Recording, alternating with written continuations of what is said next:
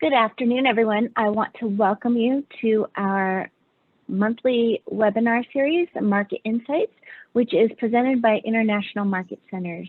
IMC is the parent company of our gift and home markets, which are the Atlanta market, IMC High Point Market, which is designed on High Point Market by IMC, the Las Vegas market, and our new upcoming digital Juniper market. I'm Kimberly Porter, the Senior Programming Manager for IMC. Today we have Market Insights, the next golden age of design, and it's in partnership with Business of Home. And I want to introduce Kaitlin, and Kaitlin, I'll let you take it from here. Amazing. Thank you so much. Thank you for having all of us today. I'm Kaitlin Petersen. I'm the Editor-in-Chief of Business of Home, and I'm delighted to be here with these four incredible designers talking about the golden age of design, where we are now, and I think how we'll look back on this moment in time and what it means for the design industry. We're going to be talking about their key takeaways from the past year, what they've done to move forward, and how they think the home furnishings industry will evolve in the near future. You are all design legends who need no introduction. This is literally the who's who of incredible careers and industry awards. So instead, I'm hoping each of you can start by telling us a little bit about your work, a current project you're excited about, the biggest change for your firm over the course of the pandemic, and how you are staying inspired. And we're going to be able to look through a few of your projects as we talk about what you've been seeing kind of in this moment in time. Martyn, we're going to start with you. I think we're ready for our first slide. Oh, fantastic. So yeah, it's been a very interesting time. Obviously a lot of new beginnings, actually, I guess, for all of us in a way, learning how to live through a pandemic, how to work through a pandemic, and still going through the aftermath of the pandemic. I just found out that a fabric I ordered will not be in until October 2022. So, so that's the kind of madness that we're dealing with at the moment. But it's all good. I'm just so glad that we are lucky enough, firstly, to have survived this, and secondly, that the design industry is so incredibly busy. It is extraordinary. I mean, we are busier than ever. You can't even get a sofa from our upholsterer for 18 months or something ridiculous. I mean, it's mad. But and I've got a couple of really exciting projects at the moment. I think probably the one which I'm most excited about, just because it's crazy, is I'm designing a home for RuPaul, which is going to be amazing, with all sorts of extraordinary things, from a dining table that is hydrolyzed so it can instantly turn into a runway when he needs to do a fashion show. So that's incredible. Yes, a lot of very fun things. You can't believe the things you learn when you're designing a house for a drag queen. Why, when you have things like that fabric that's not available until October 2022, how is that changing the way you improvise or kind of react in the moment? How has this moment changed the way you work? Yeah, I mean, for sure, it's a challenge, and as usual, people want things immediately. Yesterday, yeah. So we're having to, as much as we possibly can, we're having to find things that are in stock or always come up with alternatives. I've learned now that we don't just present one thing, we're presenting 3 or 4 things as options if the first one's not available, the lead time's too long. So it's really about learning how to play the game at the moment, We are a service industry, so we have to service our clients in the best way that we possibly can. And at the moment, that's working out, what's the fastest lead time? Yeah. Are clients open? We'll get there. I want to talk about having that conversation with clients, but first let's talk through some of these images on the screen. Can you tell us a little bit about what's here and about what it tells us about you and your work? So this is a house in Mexico, in Cabo, actually. And funnily enough, this was a photo shoot that I did for AD with Douglas Friedman, and literally we shot this screening room the day that they closed everything down for COVID. Okay. It was like the last thing The that last we did. photograph. It was the last photograph, literally. But so this is a very fun house for an extremely well-known businessman. And in the screening room, I wanted it to have this kind of Mexican flavor, but be super comfortable and kind of have humor. You know, I think humor is such an important part of decorating and such an important way to show people's personalities. So this room has a great collection. I think it's 16 vintage Mexican movie posters from the 30s, 40s, and 50s that are really comical, actually, and sort of set the tone for this vibe. But I think it, you know, for me, it says comfort is first. So for instance, those giant sofas that I put into this room, there's 3 tiers of them, are all 5 foot deep and 14 feet long.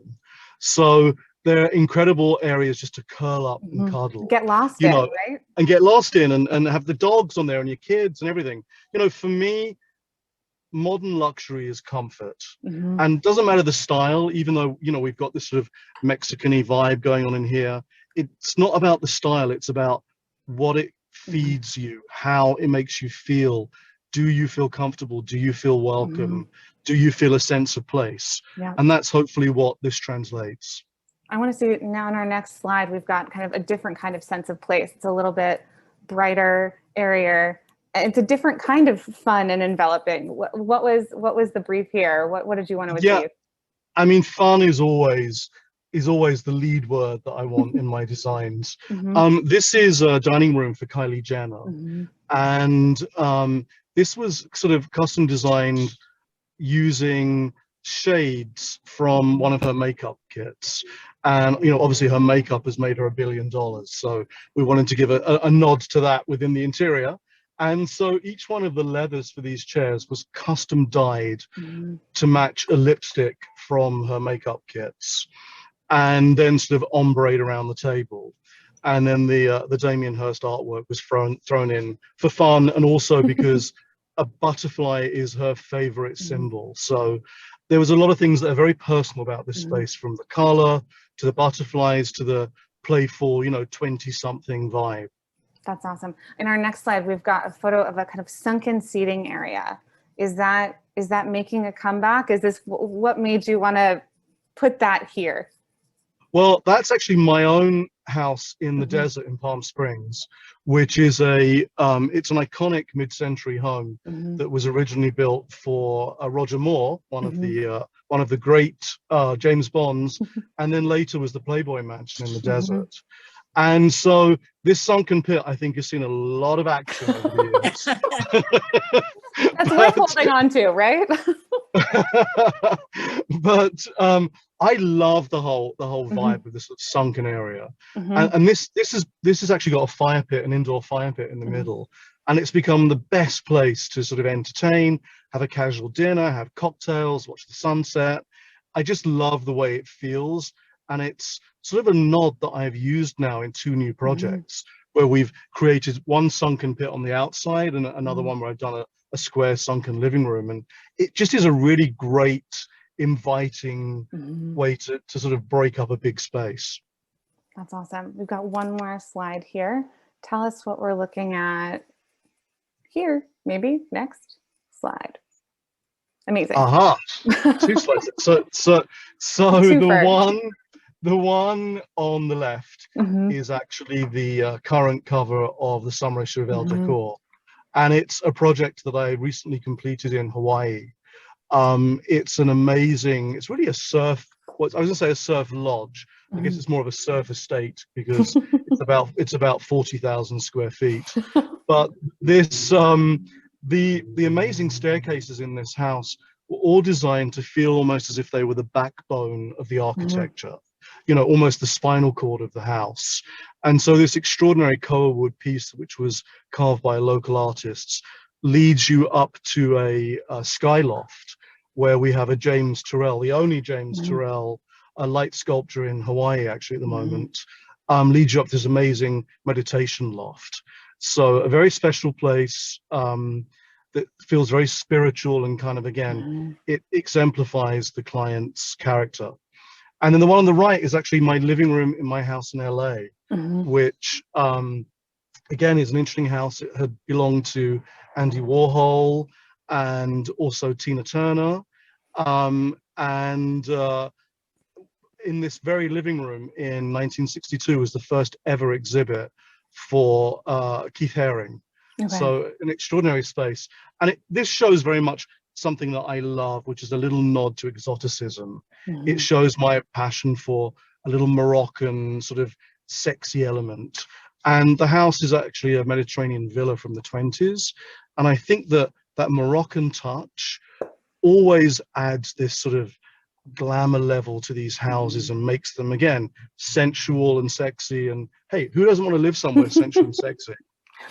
That's perfect. Alexa, we're gonna pivot to you next.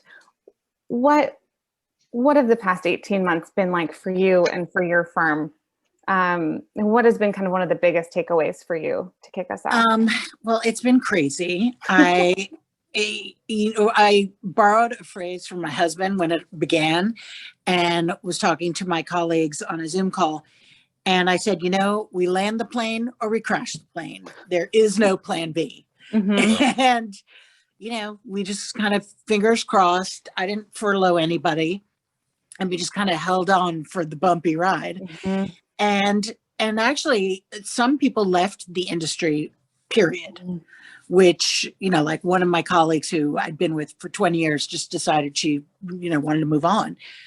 Like everybody was kind of taking stock. Right. Like, who do I want to be? Am I doing what I want to do? And some people left and some people stayed. And it was really, a lot of alcohol was had in 2021. No, we're in 2020. In 2020, I told my husband, I was like, 60% alcohol, 30% fat, and 10% law and order. Like that's what constituted myself. And how did that flow into your design work? Flow is the word. Actually, I did some of for my own nourishment. I was working on some bedding lines and outdoor furniture lines and my furniture line. And that was something that was, thank heavens for that, because it really gave me something I could do and be solitary and do it and really enjoy myself. But something that Martyn just said, which is, so true about how we all know that the supply chain is broken. I have, and the fact that we're a service industry, I've, that expression, promise little, deliver a lot, never do the reverse. And sometimes I hate telling people, this is going to take 8 months. But now that it just is so universal, I feel like I'm learning better how to just, be frank about it and not try to dress it up or apologize for it. Like, it's okay. It is what it is. And we will always have delays, even when the supply chain is reconstituted. But, so I feel like, wow, I'm pretty old to be learning this lesson, but I'm open to it. But this room that you're looking at right now, this is my family room at home. And I have turned it into, it's still actually in mid swap into my office from home and a study hall for my kids.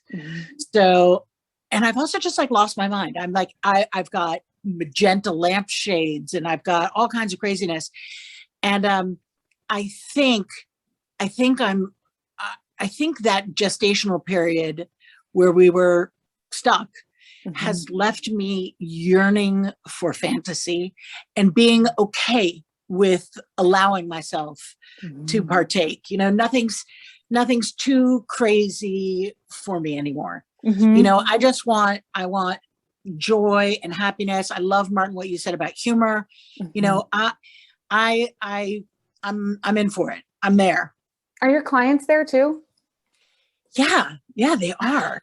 And I'd long been bemoaning the fact that people didn't want walls, that they wanted open concept. So there's a tiny little part of me that's glad that we all need desks now, because it means at the very least pocketing doors. And I love having, different rooms of different colors, and, there's something very old school about that I enjoy. I want to go to the next slide. We've got 2 rooms side by side here. Can you tell us about these spaces? Well, on the left, so I'm showing you my apartment, which is interesting because it's like, as I said, in the laboratory middle of flux right now. Like as we speak, that day bed is right in this minute being taken out of the apartment. And I am painting that room like a sludgy mud color. Okay. And putting a desk in it for my husband. And then my the whole apartment's kind of like a kaleidoscope, and I really needed to get to a certain age where I was like, fine. If I lose my appetite for these colors, I'll change them later. But I look at I look at the work of everybody on this panel, and like I could live in that pink sunken sofa so easily. I could live in the Chevalier, or Timothy, you're going to have to correct my pronunciation of it. Or any of Corey's beautiful rooms. Like I just want to be surrounded by beauty. It just makes you happy. Let's go to the next slide for a second. Again, another room that's totally changing. In transition, yeah. In transition. Is it all happening at once? Ish. Okay. My husband's like, why is our whole apartment a staging area? And I'm like, because I'm the boss of our apartment. I think I'm going even more, more fantastical, more color, more exuberance. I just don't think there's any reason to hold back. I think like that has been the freeing element of the pandemic. Yeah. That's amazing. We've got one more slide that's going to be kind of a zoomed out view of this room. Yeah. Everything is going out and coming back in different? No. So I'm very curious to know what my co-panelists have to say about this, but no, things aren't like completely reinventing, but they're kind of like drilling down to different versions. And I constantly am talking to my colleagues in this universe of ours, and reflecting on the fact that when we work for a client, there's a point at which the project has concluded. But when I am working for myself, it never ends, because I'm never walking out the door. I live there, which means that I'm constantly switching things and changing them and almost treating my house like a laboratory. And I think sometimes, I hope that I don't reach that place where clearly I've overdone it. But I don't think I have yet.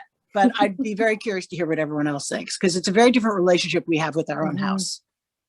Well, Timothy, you're up next. You were nodding as Alexa was saying that. And we've got spaces. What spaces are we looking at from you?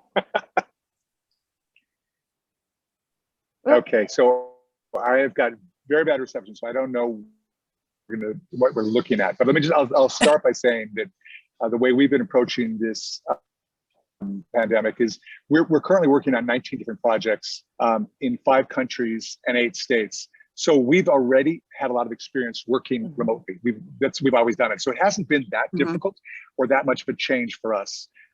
What has been the most challenging is, for example, we're working on the world's largest private yacht, but it's being done in Asia. Well, Asia is still, for all intents and purposes, shut down. So that project is shut down. Our projects in Europe and the Middle East actually started up again in the winter. Those are going. And in the USA, we probably experienced the same boom that every other design firm in the US has. So that's been really great. This photo is a photo of the way I live, which is a mess. There's always spills and dogs and things like that. And this is some of my fabrics and rugs for a collection I did for perennials. And I really believe that what we've really learned during the pandemic is that people really don't want to make a trade-off between how something looks and how it performs. We've spent more time in our homes than ever. And so we really want to be able to live in houses where we can really live in them and make a mess and not make it the end of the world. So this is my dog Winston, who tends to get in and eat brie and make a mess wherever he goes. So this is that's what this picture's of. We have another puppy, I believe, on the sofa on the next slide. We've got okay, yeah, well, I love sofa. dogs. So so this is a project we did in Brentwood, and I think this is an example of a room where it was the living room, and the client really said, I don't want it to be a typical living room. I want it to be really a library filled with books, filled with the way we live, and make it feel sort of cozy, almost like a den, as opposed to a living room. So that's what this was about, and really all about strong use of color. Oop. Yeah, I think nobody got to see that image. If we can go to the next slide, please. Maybe. Maybe that was there we go. The library, yep. Living room as library with a wonderful dog. And then the next image slide, is we've got another kind of immersive living space, social space.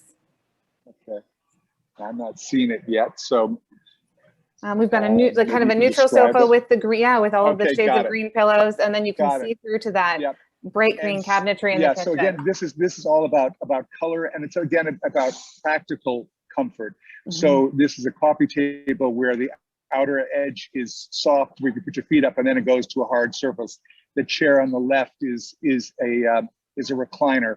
It's outdoor fabric. So it's really about living comfortably in these spaces, and living comfortably is more than just the physical aspect, but the practical aspect, that you don't have to worry about how you live in that space. We've got a close-up on that kitchen after that. That bright green cabinetry. Tell me about that. That was really, again, it's really all about, I love color. I love color in kitchens, particularly having some boost of color, because it really brings so much life and vitality to that space. And so here the kitchen opens up onto the gardens. So we used green because we really wanted to make a connection between the garden and the kitchen. And during this whole project, I think that during this whole process of the pandemic, I've been struggling because I'm in the middle of redoing a chateau in France, which I've wanted to get to, and then just only been able to get there within the last 6 weeks. So it's been interesting managing that process. I also moved apartments in Paris during the pandemic from afar. Bought a new apartment without seeing it, moved into it without, did all the paint without seeing it, and then moved in. And so I'm now in the process of I just got back from last night from putting furniture in place, both at the chateau and at the new apartment in Paris. Well, so congratulations. It's been great to go back to France, at least. We've got one more photo from you. It's a really beautiful, like kind of glassed in garden space. Okay, and this is a project we did in Lake Forest, which was, we took the greenhouse on an estate in Lake Forest and turned it into a wonderful living room, indoor-outdoor living room. So we heated it and air conditioned it, and so that it really could be used year-round as this sort of great space that is truly indoor-outdoor. You can see the pool just beyond. And again, I think it sort of represents my design style of, no matter how beautiful a room is, it's not successful if it's not comfortable. Perfect. Last but not least, Corey, you are next. How are you? How have you been doing? You also made a big move during this pandemic.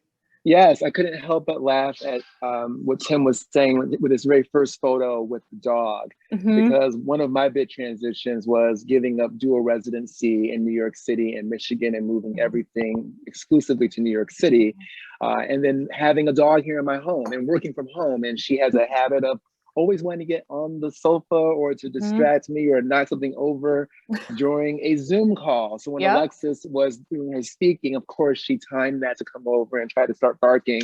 So if you saw me grimace on the camera, guys, it was not anything that Alexa was saying. I love your work, Alexa, you know that. But it was because my dog was literally nipping at my heels. So, puppies are welcome. Transition. Yes, puppies are welcome, except when you're on, Zoom calls. But yeah, it's been a fantastic journey. It's been a fantastic voyage. What a huge transition. Released my first book in March. made the big move from Michigan to New York City, filmed my upcoming masterclass instructor series.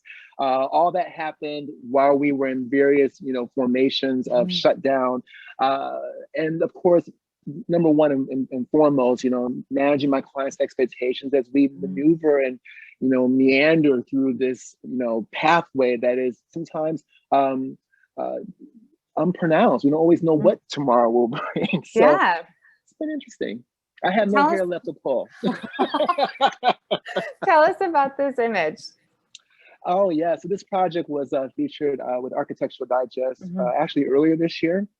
And one of my last projects before I moved from Michigan, lovely couple, we built this house from the ground up. And it's a classic story of being a diplomat where the couple is split, has very disparate views as to what they want to do. And I have two images, I think, in this series with you where the husband wanted great neutrality and the wife wanted lots of color. And so this is a process where we, took the color red and really kind of celebrated that for the wife in a very judicious way. I know that people will sometimes drag a designer for curating books on a bookshelf, but they actually do own these books.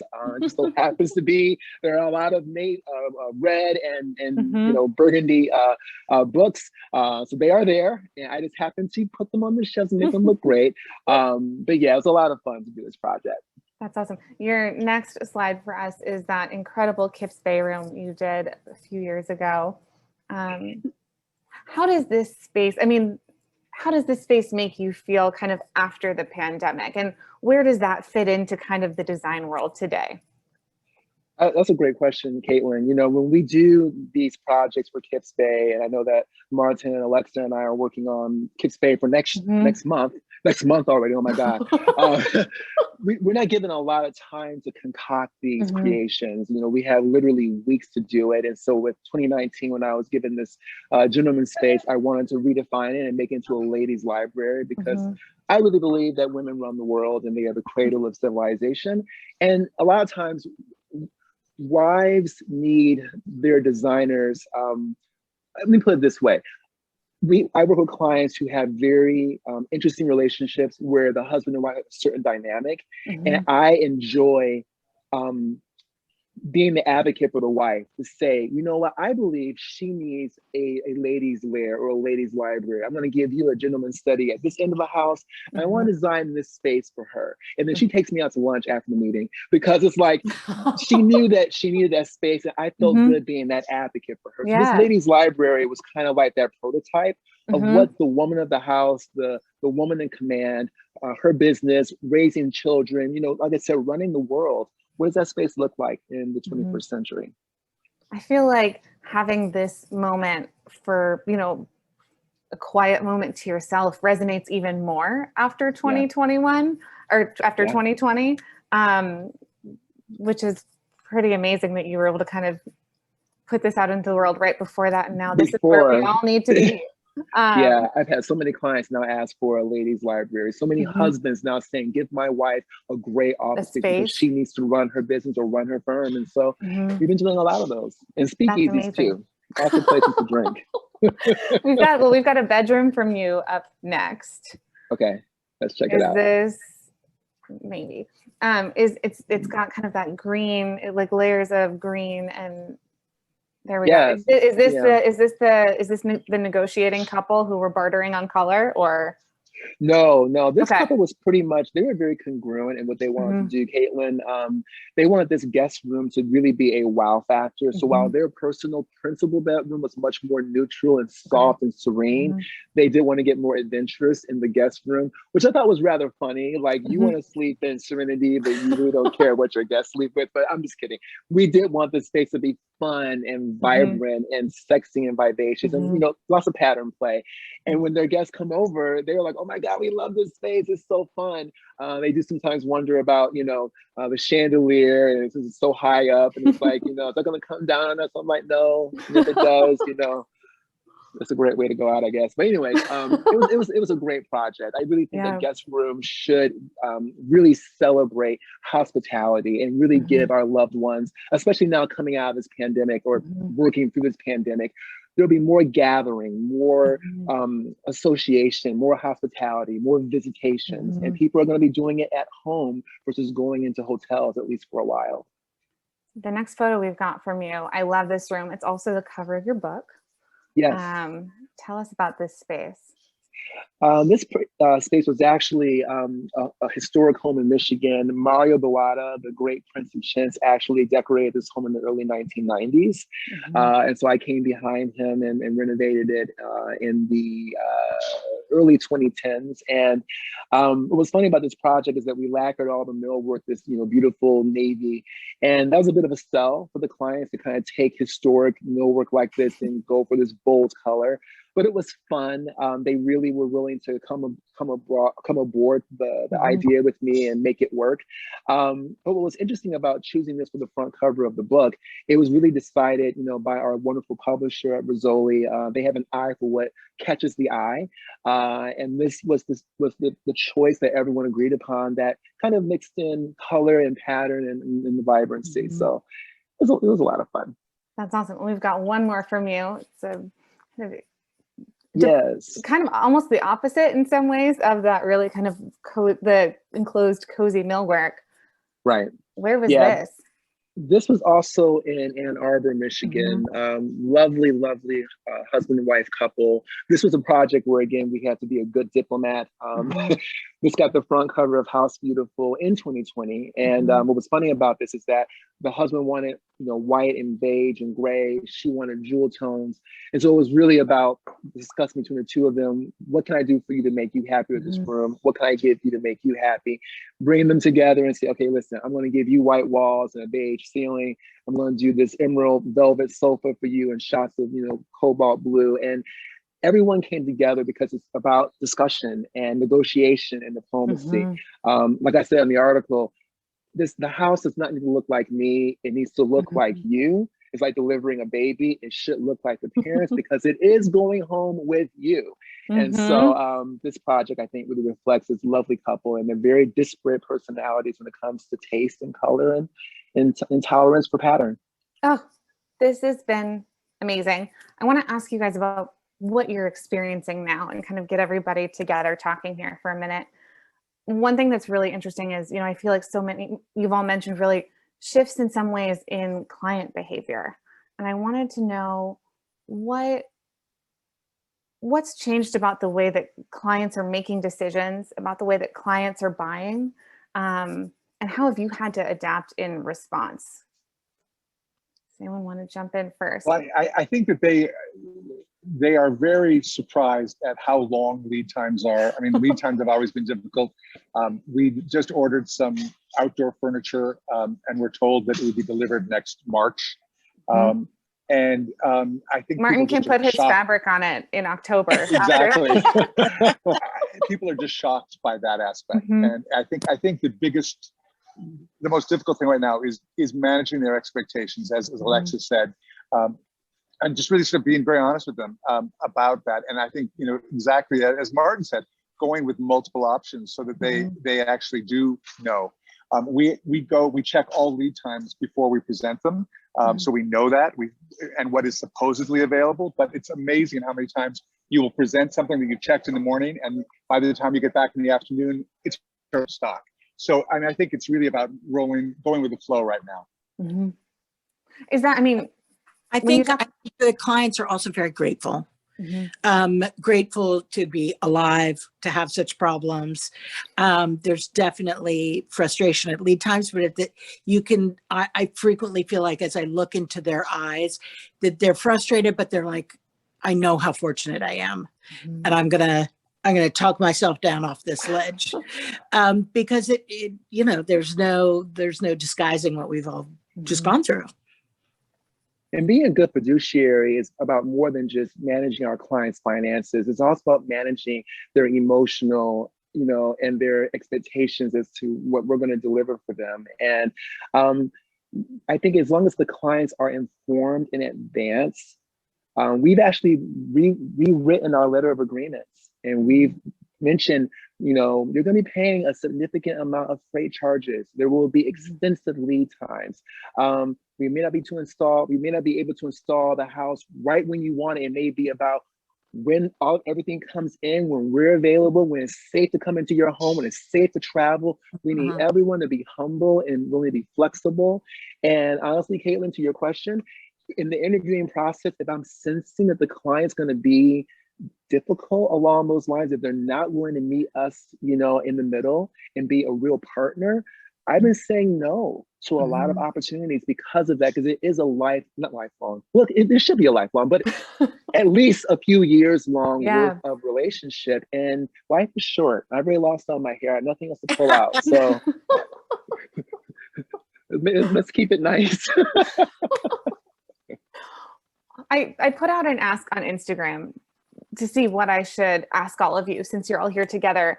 And I got a question from a designer that I really loved, kind of in line with the sourcing delays and, clients responding to that. They also wanted to know really how you are sourcing these days, and how you stay inspired. Like, what does discovery look like for each of you right now? Martyn, can I start with you? Yeah, it's been very interesting because, I'm usually on a plane at least once a month, traveling around the world, visiting different projects and purchasing everywhere I go, much to the horror of my accountant. And of course, I just got back from my first vacation in 18 months. So literally for 18 months, we've kind of been having to sit still and not do anything. And so travel is usually my number one inspiration. But one of the things, obviously, that I've found to be very inspirational is via social media. I mean, without a doubt, Instagram has been amazing. Pinterest has been amazing. You deep dive into these things, and sometimes you're gone for a couple of hours, not realizing it, but you come out with so much information at your fingertips, which is amazing. I mean, it's really the way that we're designing forward. And so that's been a great addition to the way we stayed inspired. I have to say as well, I've got two big libraries full of books, one at home, one in my office, which, I go to for reference now and again. But during the pandemic, I really got to spend time with my books. I love that. And I found amazing things, like beautiful work from other designers and historical elements and wonderful travel books. So much inspiration that was amazing. So, for all of us, listen, in life, whether you're a designer or not, I feel like we should all be like a sponge, where every day we just absorb as much as we possibly can, because you never know when you're going to need to use it. It's true. How else did everyone else stay inspired? What were you reading or scrolling or tapping into? Timothy, a lot of it's interesting because I'm developing a third collection for Schumacher and a second one for perennials, and that was really good for me to have. Alexa mentioned she was developing some collections as well. It was really good to have to be looking at different sources for inspiration and looking at what inspires you, and then actually drawing and designing. I think it's really it's great to be doing something that's not specifically project related. So whether people are doing watercolor or whatever they're doing, they're painting, they're doing other things. It's so important to continue to stretch yourself that way creatively, because I think that's really where the creative juices start to flow. Alexa, I cut you off earlier. Sorry. The floor is yours. No, not at all. I was just saying that, yeah, Instagram. I've been living on Instagram. But what you just said, Tim, it's like creative adjacent to anything that can feed creativity. And one of the things I love doing, when like you're a kid and you'd watch those things on VH1 about like how the stars became the stars. I love reading kind of like origin stories about all kinds of people in different businesses, not just in design. I love reading about, fill in the blank, whether it's a writer or somebody in tech or whatever. I love those stories. I find them very exciting. I find them very inspiring. And I I like, you know, thinking about what they're doing and trying to apply it to our industry. And it's also been amazing that everyone's been available. You know, when you are designing something, like instead of, you know, the ceaseless back and forth of emails, I just FaceTime. And I mean, I, you know, did a bunch of things like in a week, because I could just pick up the phone and call the person and we just do it. We just bang that out. And that was great. Yeah, I loved that. And also, yeah, I took great solace from Instagram and seeing like all of my design brethren friends. You know, it just makes me happy to see what they're doing, what's going on. And it created a community. I mean, yes, social media is a social media. And I was like, okay, we're all here, we're alive, we're looking at things and we're communicating. Because it was, yeah, I mean, it was, you know, I've never, in my adult life, none of us have ever done what we just did. Before? Yeah. The January before our lockdown, I was on 21 flights. And then all of a sudden I was like, what does an airplane look like? You know? But you know, it's interesting. I think that you talk about Instagram, and I think Instagram is great as a jumping off point. I think it's wonderful. But the problem with Instagram is it has no context. There's no depth to it. So I always find, gee, if I find a great image, then I try to figure out, well, let me go research that place, that thing, try to get a better understanding of why that room is the way it is, if it's an historical room, et cetera, how it was created, when it was created, et cetera, as opposed to just looking at the surface view of what Instagram provides. Corey, how are you? I can take it with context, with no context. I'm like, I like to just give it to me in every aspect of life. Just more. Corey, how did you stay inspired? What was your creative lifeline in this time? Museums, when they could be open and they were safe to visit. Museums. I did launch a new collection with Left Bank Art of hand-drawn portraits of faces, because I did start to really miss people's smiling and laughter and just the mouth. And so I named it Mouths Wide Open, because I drew a whole bunch of people in various, you know, different races and cultures and different, you know, expressions, facially speaking, of the mouth open, laughing, shouting, crying. So I found inspiration, I think, in the human species, our beautiful human species, and just seeing how everyone around me was reacting. I think having moved full-time to New York during the pandemic, I got the chance to see many more millions of people on a daily basis. And it's very different than, say, Michigan, where you have to drive and go, you know, we're much more in the country. You're like going to people, right? Versus just sort of experiencing them, whether you want to or not.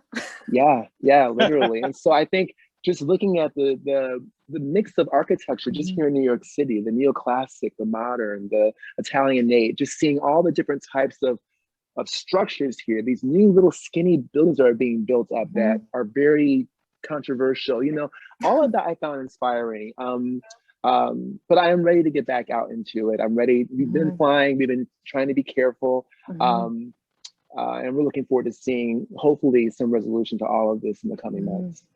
Is there a stylistic shift that any of you see coming out of this pandemic? Are you know, you've seen these new things in books on Instagram. Are you taking cues from those new influences? Are your clients responding to different things than before? And I think, is there a trend or a motif that we'll look back on this time and say, oh, that was sort of distinctly like of this pandemic moment, or this this kind of post-pandemic phase that comes after it? Is there anything that's bubbling to the surface now for any of you? Corey, you're nodding.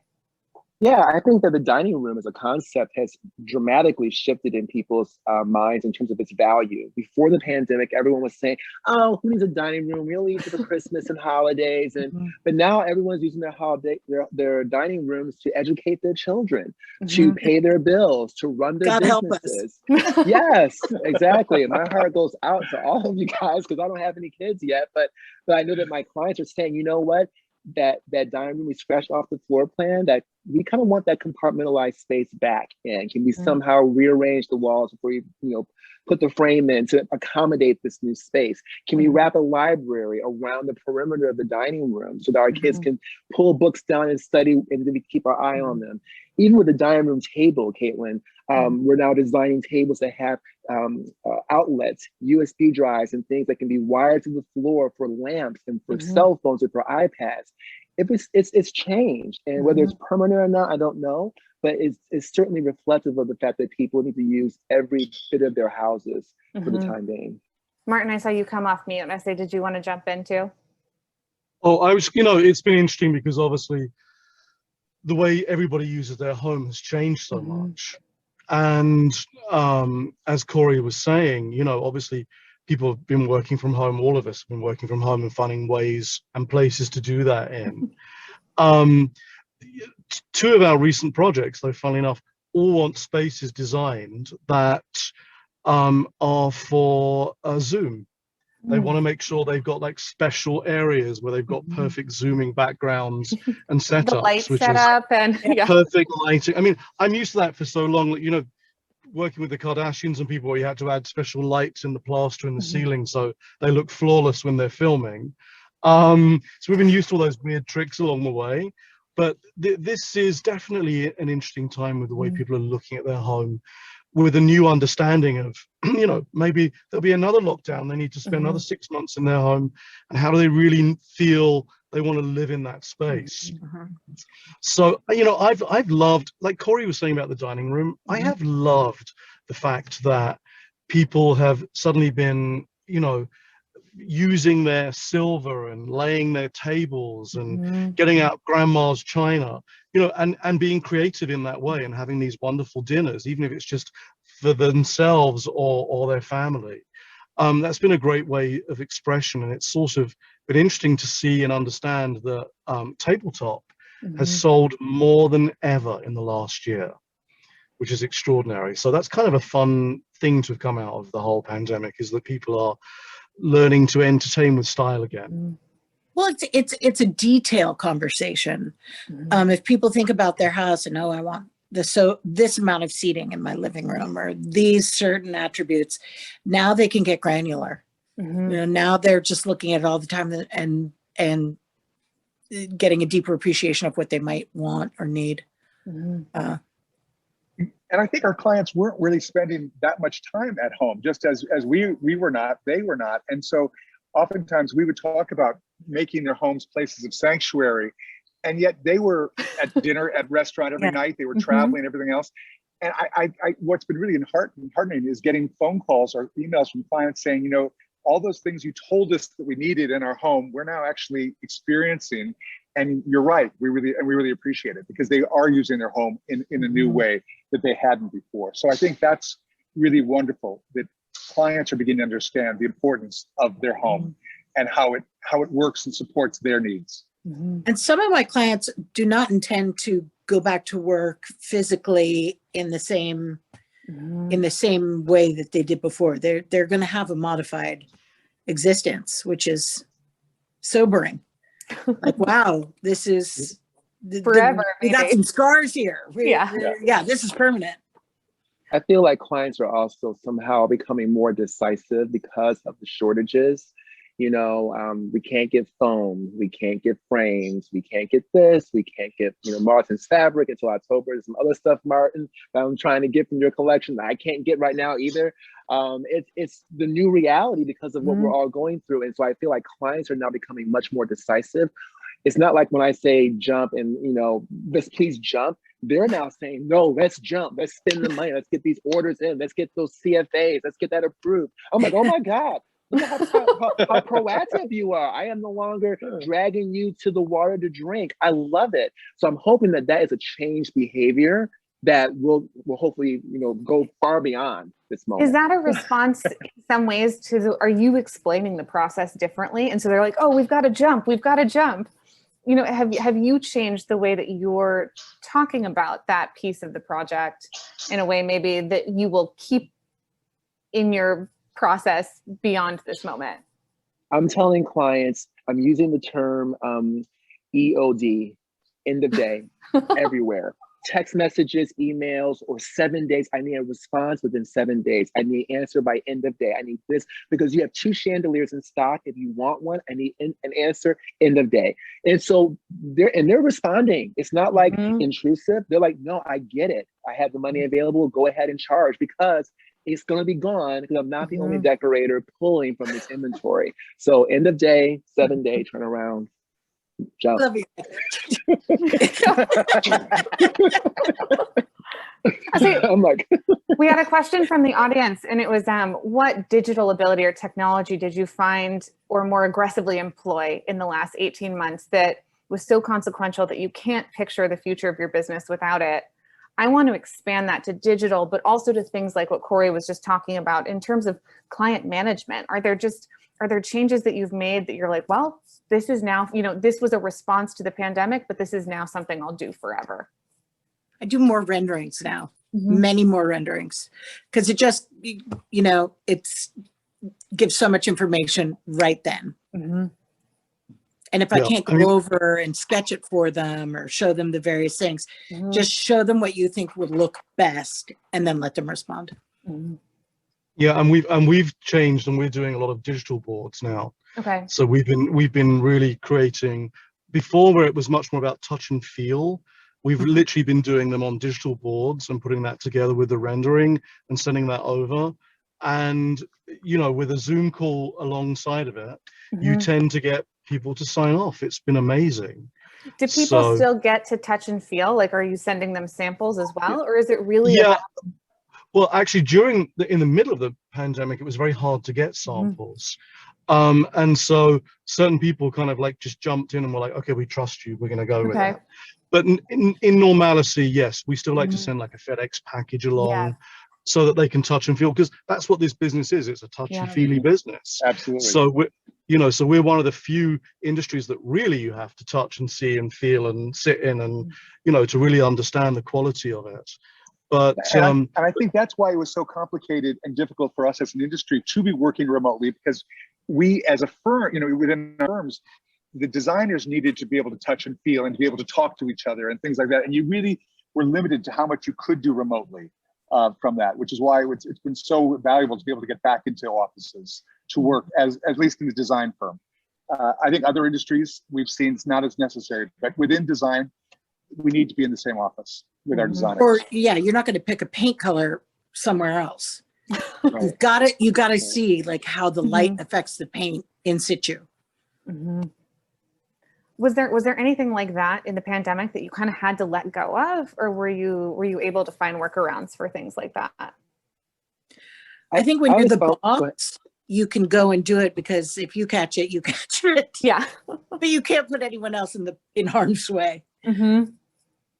I was always loath to ask clients or builders not so much builders and contractors, but I was always loath to ask clients to take a picture for me or take a measurement or to go on site and do a FaceTime with me and do a panoramic. I always felt like, oh my God, I should be the one doing that. I only trust my own measurements, and I want to do it myself. But now, if I can't get on a plane to Canada, we're doing a lovely project in Toronto. I can't get there because the border is just now opening literally this week.